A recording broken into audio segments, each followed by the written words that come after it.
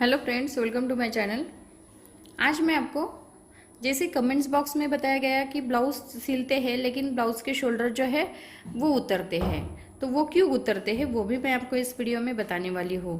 जब हमारे शोल्डर गिरते हैं तो उसका सोल्यूशन क्या है वो भी मैं आपको बता देती हूँ।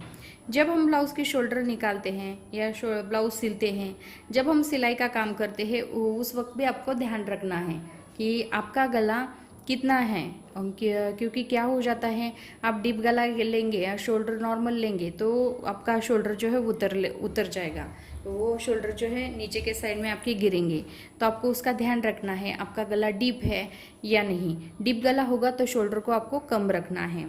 उसके बाद यहाँ पे भी आपको ब्लाउज कमर में देखना है, कमर में आपका ढीला तो नहीं है। ढीला होगा तो वो फिटिंग भी आपको अच्छे से करनी है। उसके बाद यहाँ पे जो स्लीव्स की फिटिंग होती है वो ज़्यादा टाइट तो नहीं है। ज़्यादा स्लीव्स की फिटिंग जो है वो ज़्यादा टाइट होने के कारण भी हमारे शोल्डर जो है इस तरह से खींच जाते हैं। यहाँ पे फिटिंग ज़्यादा होने के कारण क्या हो जाता है, इस तरह से ब्लाउज को एक साइड में खींच जाते हैं। तो ये भी आपको चेक करना है। उसके बाद आपको गला देखना है।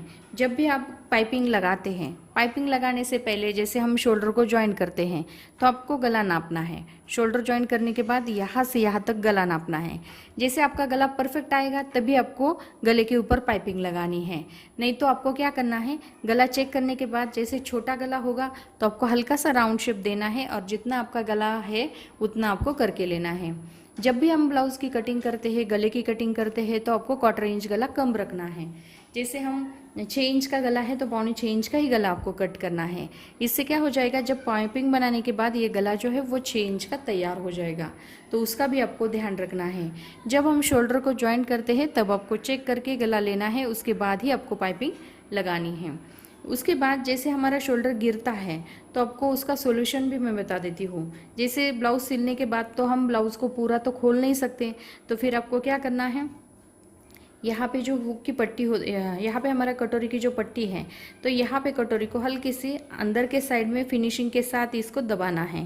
तो ये दबाने के बाद भी आपका शोल्डर जो है इस तरह से जो नीचे के साइड में जाता होगा इस तरीके से, तो यहाँ पे आप अंदर के साइड में सिलाई लगाते हो तो यहाँ पे भी हमारा शोल्डर जो है नहीं उतरता। अब देखिए यहाँ पे हम थोड़ा सा यहाँ पे भी इस तरीके से सिलाई लगा सकते हैं। उसके बाद यहाँ पे जो शोल्डर होता है हमारा, शोल्डर के ऊपर भी हम तिरछा सिलाई लगा सकते हैं। इस तरह से आपको तिरछी सिलाई लगानी है। उसके बाद आपको क्या करना है, यहाँ पे जो हमारी हुक की साइड आती है, ये देखिए हुक आई की साइड आती है, यहाँ पे भी आप हल्की सी प्लेट डाल सकते हैं। फिनिशिंग के साथ आपको ये प्लेट जो है वो डालनी है इस तरीके से, और ऊपर के साइड में आपको ये सिलाई जो है वो लगानी है। इस तरीके से वो सिलाई जो है वो लगानी है। जैसे प्लेट, ज़्यादा प्लेट नहीं दिखनी चाहिए। फिनिशिंग के साथ ही इसका जो इस तरीके से आपको हल्का सा यहाँ पे गले के ऊपर ही लगाना है। तो यहाँ पे भी क्योंकि ये अंदर के साइड में चला जाता है इसीलिए वो दिखाई नहीं देता, तो आप इस तरीके से भी लगा सकते हैं। उसके बाद भी आपके शोल्डर गिरते हैं तो आपको क्या करना है, जो ब्लाउज़ के लिए हम टीच बटन लगाते हैं, यहाँ पे जो ब्लाउज़ के साइड में हम टीच बटन लगाते हैं तो वो टीच बटन आपको लगाना है। तो यहाँ पे आपको क्या करना है, जैसे डीप गला होगा आपका तो यहाँ पे आपको जो डोरी लगाते हैं, डोरी बनाते हैं और लटकन लगाते हैं, तो यहाँ पे आपको डोरी लगानी है और लटकन लगाना है।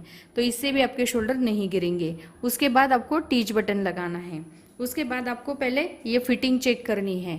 फिटिंग आपकी परफेक्ट होगी तभी आपका जो कमर में ढीला होगा तो भी आपके शोल्डर जो है वो गिरते हैं, तो भी आपको चेक करनी है। स्लीव्स का भी साइड फिटिंग जो है ज़्यादा तो नहीं है, ये भी आपको चेक करनी है।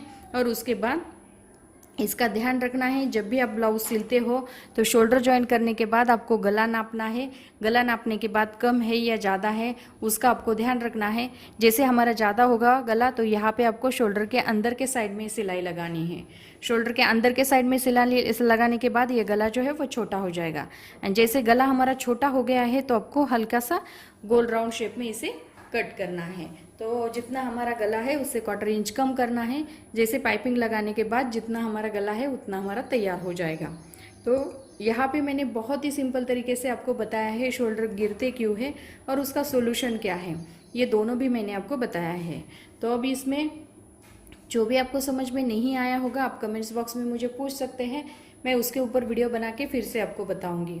तो वीडियो पसंद आया होगा तो प्लीज़ लाइक करें, शेयर करें। और बहुत सारे लोग जो है वीडियो देखने के बाद चैनल को सब्सक्राइब नहीं करते हैं, तो प्लीज़ हमारे चैनल को सब्सक्राइब भी कीजिए। Thank you for watching this video.